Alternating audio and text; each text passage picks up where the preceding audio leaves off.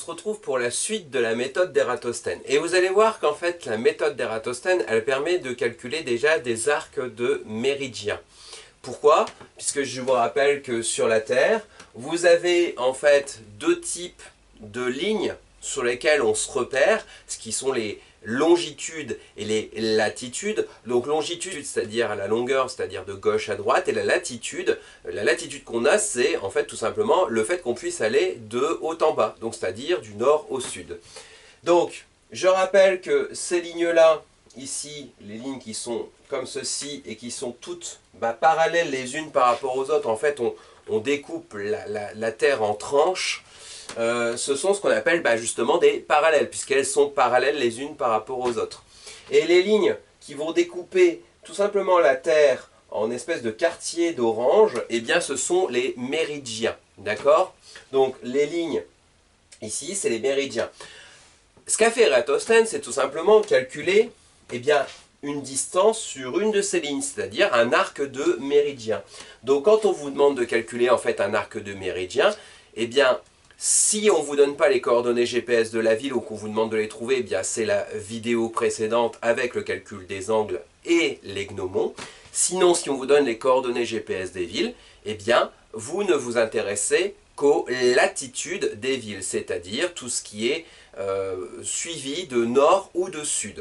Je rappelle que si jamais vous avez une ville qui est au nord et une ville qui est au sud, on ne fait pas la différence des angles, puisque c'est par rapport à l'équateur étant à 0 degré. Je vous rappelle qu'en fait ces angles ici, au niveau des latitudes, peuvent varier de 0 degré à 90 degrés nord, c'est-à-dire quand on va se retrouver tout simplement au pôle nord. Et ici au pôle sud, ça va varier de 0 à 90 degrés sud. D'accord? Donc au total, on va parcourir un demi-cercle. Un méridien géographique, c'est la moitié du méridien terrestre, puisque le méridien terrestre, c'est le tour de la Terre dans ce sens-là, tout simplement. Ici, si vous avez par exemple une ville ici et une ville ici, eh bien vous allez additionner leurs angles ici par rapport à l'équateur, puisque ce sera cet angle-là jusqu'à l'équateur, plus cet angle-là jusqu'à l'équateur. Si jamais vous avez deux villes du même côté de l'équateur, comme par exemple Strasbourg et Nice sur notre exemple, eh bien là, c'est la fameuse démonstration où alpha égale bêta s moins bêta n, c'est-à-dire l'angle le plus grand moins l'angle le plus petit, c'est-à-dire vous allez tout simplement faire la différence de la latitude la plus grande moins la latitude la plus petite, puisque on est tous les deux les villes sont tous les deux du même côté de l'équateur. C'est exactement la même chose au sud de l'équateur. Et donc vous obtiendrez toujours un angle. Donc ici j'ai repris ce qu'on a trouvé tout à l'heure. Donc 48,5 moins 43,7, on trouve un angle de 4,8 degrés. Et ici avec la méthode d'Ératosthène, je vous rappelle que Sienne, le rayon du soleil arrivait dans un puits sans ombre, donc en fait on peut considérer que c'est le fameux rayon solaire qui va tout droit jusqu'au centre de la Terre. Que la Terre, et vous voyez à chaque fois j'ai incliné ma Terre, donc tout à l'heure en fait l'inclinaison de la Terre de l'angle de 23,43 degrés en fait n'a aucune incidence sur nos calculs d'angle pour calculer ensuite l'arc de méridien. Donc ici il y a un angle ici de 7,2 degrés qui séparait tout simplement Sienne et Alexandrie. Et ici, vous voyez qu'entre Nice et Strasbourg, eh bien, il y a un angle de 4,8 degrés. Donc, un angle, eh bien, ça correspond tout simplement à un arc, c'est-à-dire un tout petit bout de cercle. Donc, un arc de méridien, c'est tout simplement ce petit bout rouge que je cherche, c'est-à-dire la distance entre deux coordonnées GPS, c'est-à-dire deux latitudes, puisque ça correspond à une longueur. Alors, pour le calculer, on va faire tout simplement un tableau de correspondance. Donc il faut se souvenir des propriétés d'un cercle. Si vous pouviez découper le cercle ici, en ce point-là, c'est-à-dire vous mettez un petit coup de ciseau, tac, tac, voilà, et vous coupez exactement là. Et vous voulez déterminer la longueur de ce cercle, c'est-à-dire son périmètre. Eh bien, son périmètre, je peux l'associer à un angle. Pourquoi? Parce que pour faire le tour complet de ce cercle, il a fallu que je tourne en rond sur un certain angle. Et faire un tour sur soi-même, c'est faire 360 degrés. Donc, tout ça, le tour du cercle, ça correspond à un angle de 360 degrés. Donc, ce qu'il faut se souvenir, c'est que la longueur ici, noire, que je vais appeler CT comme circonférence de la Terre, d'accord? Donc, qui est égale à une longueur, c'est-à-dire un arc de cercle, eh bien, elle équivaut à un angle de 360 degrés. Et ça, je le garde en tête parce que c'est ce qui va me servir à faire mon tableau de produit en croix. Puisque comme je sais que la circonférence de la Terre c'est 360 degrés, eh bien ça veut donc dire que mon angle ici de 4,8 degrés correspond à un arc de cercle, c'est-à-dire une petite longueur un tout petit bout de cette longueur de la Terre, tout simplement. Donc, je vais le faire dans le cas Sienne-Alexandrie. La distance Sienne-Alexandrie, que je peux noter comme ceci. Donc quand je dessine un arc de cercle, ça se note en mathématiques SA avec une courbe dessus. Eh bien, ça correspond à un angle de 7,2 degrés. D'accord? Ici, pareil, dans mon autre exemple, entre Nice et Strasbourg, donc c'est-à-dire la distance NS, correspond à un angle de 4,8 degrés.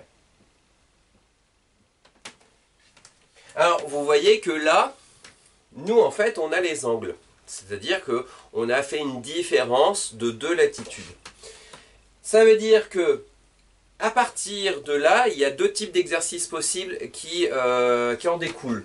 Soit on vous donne le rayon de la Terre ou la circonférence de la Terre et on vous demande de déterminer la distance qui sépare les 2 points que vous avez donnés. Soit on vous donne la distance, c'est-à-dire la longueur de cet arc de cercle, et on vous demande de déterminer bien la circonférence de la Terre et le rayon. Alors, je vais faire les deux, puisque en cours, on vous avait donné la distance Sienne-Alexandrie avec les 5000 stades. On vous avait demandé de trouver à peu près la longueur que ça représentait. Et sur le DS, moi, ce que je vous demandais, c'était la distance qui sépare Nice et Strasbourg.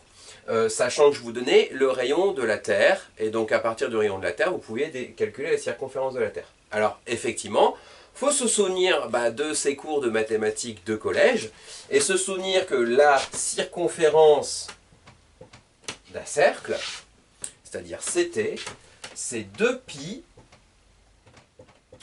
fois le rayon. Et donc là, comme je vais le faire pour la Terre, rayon terrestre, c'est-à-dire R indice T. Alors, je vais faire les 2 cas. Imaginons, dans un cas, ce que je veux, c'est déterminer CT, donc avec ce tableau-là, c'est-à-dire la circonférence de la Terre. C'est ce qu'avait fait Eratosthène. Et puis, je ferai ensuite dans le 2e cas. D'accord ?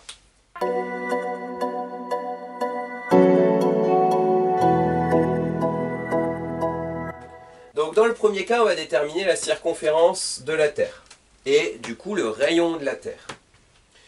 Donc on se sert de ça, on sait que la distance qui sépare Sienne et Alexandrie en stade converti en kilomètres, on l'avait fait, ça correspondait à une longueur d'arc de cercle de 788 km. Donc ce qu'on va faire, c'est qu'en général, on va se servir des kilomètres, parce que on sait très bien que la Terre, c'est très très grand, donc ça ne sert à rien de mettre ça en mètres. Donc, on sait que SA, la distance Sienne-Alexandrie, elle fait 788 km. Eh bien, là, il n'y a plus qu'à se dire, ok, je remplace ça dans mon petit tableau. J'ai 788 km. Je fais mon produit en croix, et avec mon produit en croix, j'obtiens que CT, c'est égal à tout simplement 788, que multiplie 360, que divise 7,2. Et j'obtiens une circonférence pour la Terre, donc quand je le fais à la calculatrice, hein, de 39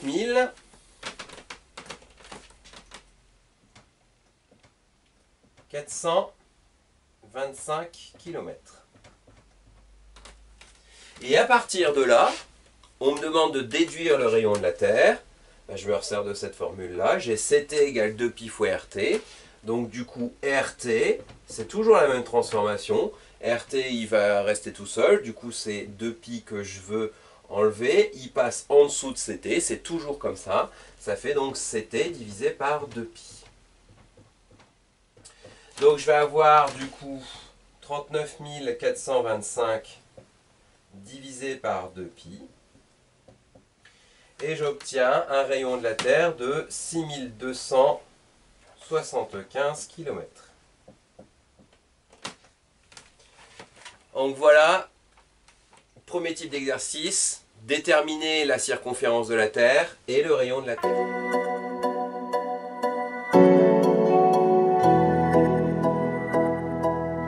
Deuxième type d'exercice, comme en DS, déterminer la distance qui sépare deux villes, tout simplement. Donc voilà, c'est pareil, on va faire exactement la même chose. On va laisser ça de côté. Hop. Donc vous voyez que j'ai écrit systématiquement tout ce que je sais. Donc là, bah, je vais devoir me servir de ça. Et puis de ça. Parce que je suis dans le cas où je veux déterminer la distance qui sépare Nice et Strasbourg.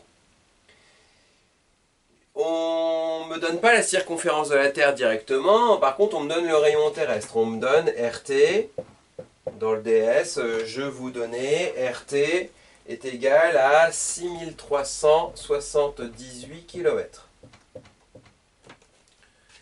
Et bien vous êtes d'accord qu'on peut directement déduire CT, on le calcule ici. CT, donc là vous voyez qu'en fait, je démarre d'abord de ça, puis après seulement je ferai ma correspondance, enfin je ferai mon produit en croix. Je fais donc 2pi fois 6378. J'obtiens donc 40 074 km. Inutile au niveau du nombre, au niveau des distances de mettre les virgules, ça sert à rien. On est sur des très grandes distances. Et donc une fois que j'ai CT, bah, du coup je le remplace ici. Donc CT je l'ai. Et donc j'ai 40 074 km. Je fais mon produit en croix. Ça veut donc dire que NS, la distance qui sépare Nice et Strasbourg, c'est donc 4,8 fois 40 074 divisé par 360. Et j'obtiens donc une distance qui sépare Nice et Strasbourg de 539, puisque j'arrondis, kilomètres. Voilà. Donc voilà les deux types d'exercices que vous pouvez avoir à partir du moment où vous avez calculé les coordonnées GPS. Soit le calcul d'un arc de méridien, c'est ce qu'on vient de faire, d'accord. Soit, eh bien, l'autre chose, le calcul de la circonférence de la Terre. Voilà. On fait la dernière vidéo qui consiste à calculer un arc de parallèle cette fois-ci.